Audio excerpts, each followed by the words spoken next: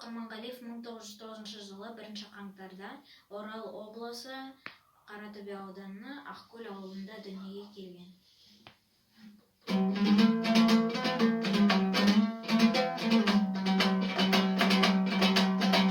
Атым сенің сүйген жан, көңілге жан,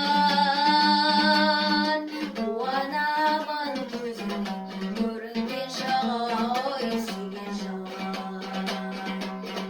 Қадар құрбай ішінде орын бөлек ай, сөзіңді тай бір жазып жұмсағай сүйген жан. Барында өзіңде бір ауыз сөзіңде, жанымды жалт еткен кезіңде.